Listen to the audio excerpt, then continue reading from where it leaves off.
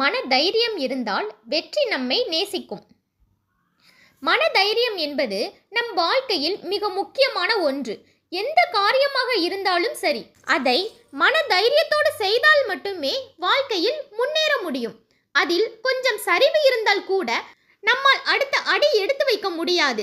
நம்மை தோல்விகள் துரத்தும்.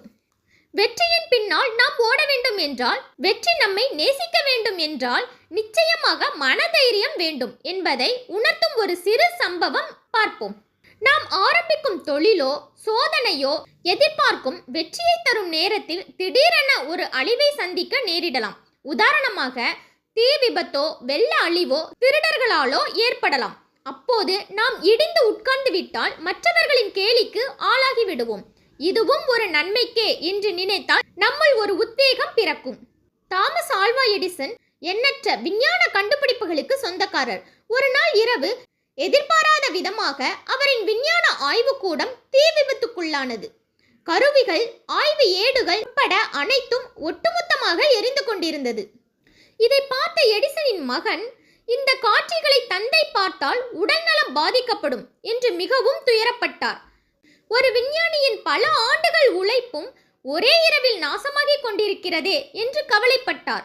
உடனே அங்கு வந்த எடிசன் அதை பார்த்து அதிர்ந்து விடவில்லை. ஓடு, உன் தாயை கூப்பிட்டு வா. இத்தனை பெரிய தீயை அவள் இதற்கு முன் பார்த்திருக்க மாட்டாள் என்று மகனிடம் கூறினார். மறுநாள் தீயில் எரிந்த நாசமான பொருட்களில் குவியலுக்கிடையே எடிசன் நடந்து சென்றார். தன்னை தொடர்ந்து வந்து கொண்டிருந்த உதவியாளரிடம் எடிசன் என்ன சொன்னார் தெரியுமா?